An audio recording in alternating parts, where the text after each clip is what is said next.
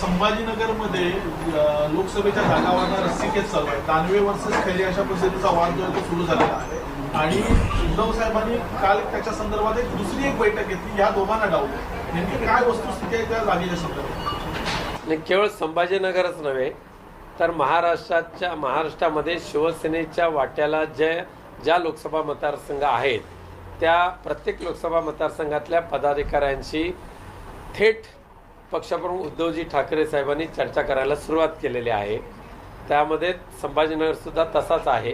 त्यामुळे कोल्हापूर झालं आहे, बुलढाणा झाला आहे व यवतमाळ वाशिम झालं, काल संभाजीनगर झालं, इवन सिंधुदुर्ग रत्नागिरी ह्या विधानसभा मतदारसंघातली सुद्धा पदाधिकाऱ्यांशी चर्चा होणारच आहे.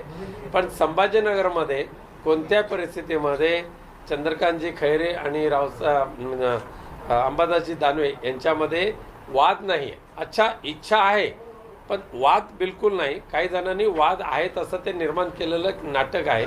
पण कोणत्या परिस्थितीमध्ये संभाजीनगरचा खासदार हा शिवसेना आणि आघाडी ह्या पक्षाचाच असेल हे लिहून ठेवा. पण ते दोघंही त्या जागेवर दावा करताना दिसतात. दोघंही म्हणतात की मीच लढवणार. नाही, दावा करणं काही चूक नाही आहे. अखेरीस पदाधिकाऱ्यांच्या इच्छेनुसार उमेदवारी कोणाला द्यावी हा पक्षप्रमुखांचा निर्णय आहे आणि दोघांनी मान्य केलेला आहे की आम्ही जरी दावेदार असलो तरी पक्षप्रमुख जो निर्णय घेतील तो आम्हाला मान्य असेल. रत्नागिरी सिंधू मतदारसंघात एकेकाळी आपल्या सोबत असणारे आणि आपल्याला निवडणुकीमध्ये फार मोठ्या प्रमाणात मदत करणाऱ्या किरण सामंत हे कदाचित तुमच्या समोरचे महायुतीचे उमेदवार असतील. आपण कसं बघता? नाही, कोणत्या परिस्थितीमध्ये पुनश्च 2024 लोकसभेची निवडणूक होईल त्यावेळेला रत्नागिरी सिंधुदुर्गमधला शिवसेना आणि महाआघाडीचा जो उमेदवार आहे तो किमान 2.5 लाखाच्या मताधिक्याने निवडून येणार. ही काळ्या दगडावरची भगवी रेष आहे. सर, काही पक्षातले लोकप्रतिनिधी किंवा पदाधिकारी किंवा कार्यकर्ते तुमच्या पक्षात येण्यासाठी इच्छुक आहेत, पण तुमच्याच पक्षाच्या एका गटाचा विरोध आहे ठाम. कारण त्यावेळी जेव्हा ते सत्तेत होते तेव्हा त्यांनी त्यांना खूप त्रास दिला होता. या संदर्भात आपण दुसऱ्या पक्षातल्या लोकांना घेताना काय विचार करणार? नाही, दुसऱ्या पक्षातल्या मंडळींना घेत असताना स्थानिक आमचे जे पदाधिकारी असतात त्यांच्याशी विचार विनिमय करून आम्ही आमच्या पक्षामध्ये अनेक जण घेत असतो. आता उद्यासुद्धा केवढा तरी मोठा मुंबईमध्ये प्रवेश होणार आहे इतर पक्षातल्या मंडळीचा. पण एक मात्र नक्की की इतर पक्षातल्या पदाधिकाऱ्यांना शिवसेनेमध्ये घेत असताना कोणत्या परिस्थितीमध्ये गद्दारी आणि बेईमानी केलेले खासदार आणि आमदार जे आहेत त्यांना मात्र शिवसेना उद्धव बाळासाहेब ठाकरे पक्षाचे दरवाजे कायमस्वरूपी बंद केलेले आहेत हे तेवढंच नक्की.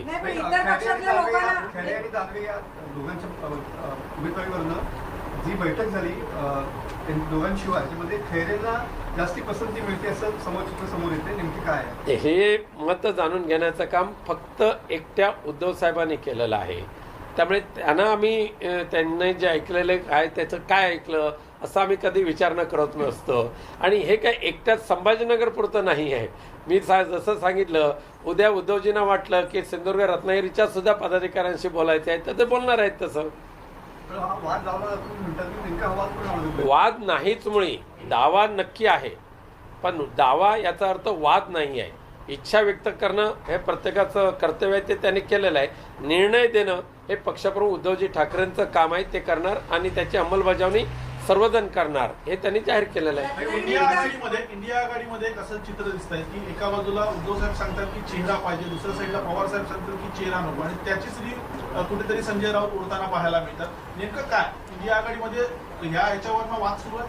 आणि इंडिया आघाडीच्या बाबत पक्षप्रमुख उद्धवजी ठाकरे साहेबांनी जी मत व्यक्त केलेलं आहे त्याच्याशी सहमत आहेत. पण उद्धव साहेबांनी चेहरा सांगत असताना आज तरी आघाडीला एक कोऑर्डिनेटर असला पाहिजे हा त्याचा उद्देश आहे.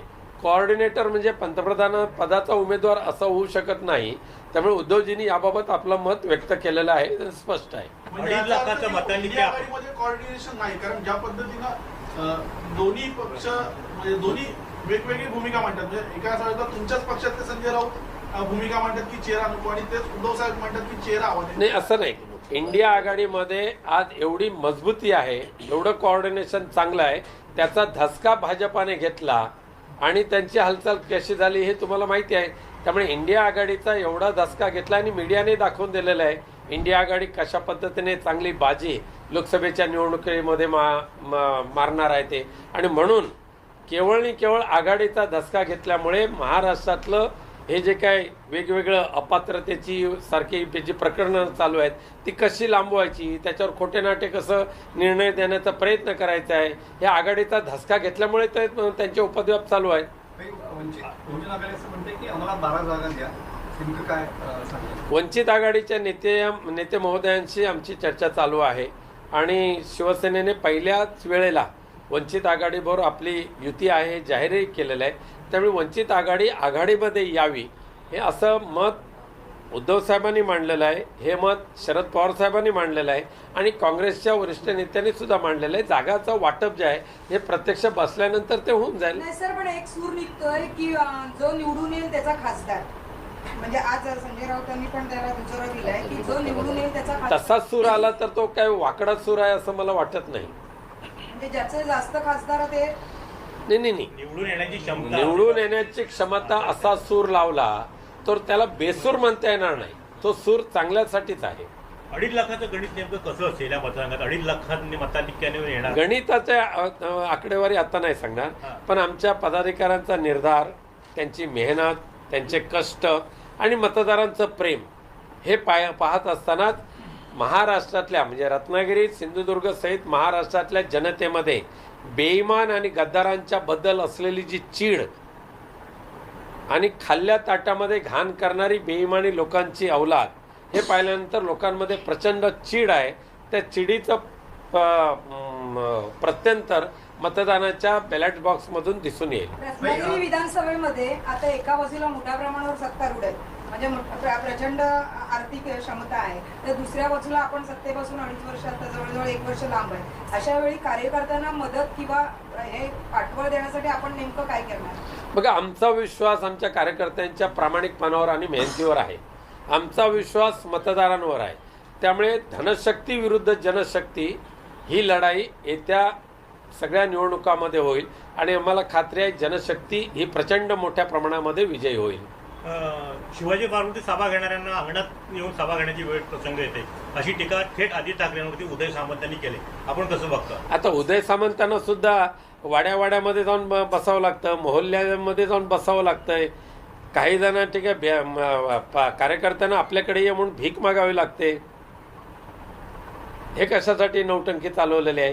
त्यामुळे आदित्य ठाकरेंसारखा एक नेता ह्या रत्नागिरीच्या एका छोट्याशा गावामध्ये येतोय, कुडाळच्या एका सह्याद्री पट्ट्यातल्या एका गावामध्ये जातोय, कार्यकर्त्यांच्या घरी बसतोय, एवढा ग्रामीण भागामधल्या लोकांशी मिसळणारा नेता म्हणून आदित्य ठाकरेंचा गवगवा होतो. आणि दुसरीकडे सत्तेच्या मस्तीमध्ये वावरणारे उदय सामंत स्वार्थापोटी कसे पक्ष बदल करतात हे तर लोकांना कळून चुकतंय.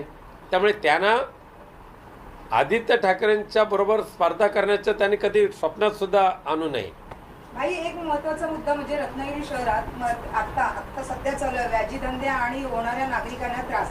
खासदार म्हणून आपण याच्याकडे कसं आपल्याकडे काही तक्रार? नक्कीच रत्नागिरी सारख्या मोठ्या शहरामध्ये एवढ्या मोठ्या प्रमाणात खाजगी सावकारी धंदा चालावा हे अत्यंत निंदनीय आणि घृणास्पद आहे आणि त्याचा बिमोड करण्यासाठी पोलिसांनी योग्य ती कारवाई करण्याची आवश्यकताच आहे.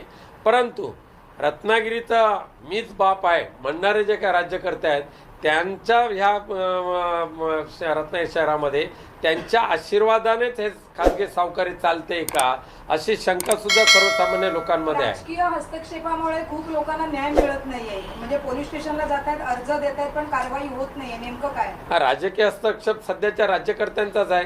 अगदी थेट मुख्यमंत्र्यांपासून पालकमंत्री जे आहेत हे ज्या पद्धतीने पोलीस यंत्रणेचा दुरुपयोग करतायत, राज्य प्रशासकीय यंत्रणेचा दुरुपयोग करतात आणि सर्वसामान्य लोकांवर अन्याय आणि अत्याचार घडवून आणतात, त्याचा धडा येणाऱ्या निवडणुकांमध्ये सर्वसामान्य जनता शिकवल्याशिवाय राहणार नाही. म्हणूनच आज हे निवडणुकापासून दूर पडतायत. धन्यवाद. जय महाराष्ट्र. विधानसभेचा उमेदवार कधी फायनल होणार तुमचा प्रत्येक ठिकाणचे?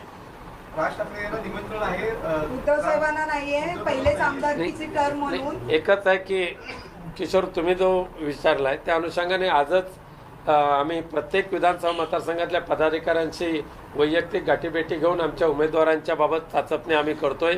आता रत्नागिरीच्या आमच्या सगळ्या विभाग प्रमुखांशी माझं व्यक्तिशः बोलणं झालेलं आहे. त्यांचे विचार मी ऐकून घेतलेले आहेत त्यांच्या व्यथा ऐकून घेतलेल्या आहेत. शासनाच्या म्हणजे सत्तेचा दुरुपयोग करून शिवसेनेच्या कार्यकर्त्यांना पदाधिकाऱ्यांना कशा पद्धतीने नामोहरण करायचा प्रयत्न केला जातोय आणि शरण येत तर अभय देतो अशा पद्धतीचं एक घाणेरडा प्रकार जो चालू आहे तेही त्यांच्याकडून मी ऐकलेला आहे. परंतु ह्या सर्व पदाधिकाऱ्यांनी निर्धार केलेला आहे, आम्ही ह्या राज्यसत्तेच्या दबावाला न डगमगता आम्ही उभे राहिलेलो आहोत. त्यामुळे आमचा रत्नागिरीचा खासदार आणि रत्नागिरी विधानसभेचा आमदारसुद्धा आम्ही निवडून आणू हे आता आमच्या पदाधिकाऱ्यांनी माझ्यासमोर व्यक्त केलेलं आहे. उमेदवार कोण द्यायचा आहे तो अधिकार माननीय पक्षप्रमुख उद्धवजी ठाकरे यांचा आहे. पण ऐन वेळेला जर इतर पक्षांना उमेदवाराची घेण्याची वेळ आली, तुम्हाला इतर पक्षात सध्या कार्यरत असलेल्या अगदी सुदैवाने शिवसेना उद्धव बाळासाहेब ठाकरे पक्षातलाच सक्षम उमेदवार आमच्याकडे आहेत. त्यामुळे इतर पक्षातून आम्हाला घेण्याची वेळ भासणार आयात नाही, केलेला उमेदवार नसेल गरज नाहीच आम्हाला. महायुतीमध्ये रस्सीखेच सुरू झाली लोकसभेच्या जागांसाठी. चला. अजित पवार गट बाई ते नाही, एक सांगतो की महाविकास आघाडीमध्ये कोणत्या परिस्थितीमध्ये जागांच्या वाटपावरून रस्सीखेच नाही, अजिबात नाही. महायुतीमध्ये आहे, बसणार आणि एकमेकाच्या उरावर बसून एकमेकाचं विसर्जन करायला शिंदे गट तयार झालाय, अजित पवार गटाचं विसर्जन करायला अजित पवार गट तयार झालाय, शिंदे गटाचं विसर्जन करायला आणि दोघांचं विसर्जन करायला भारतीय जनता पक्ष तयार झालेला आहे.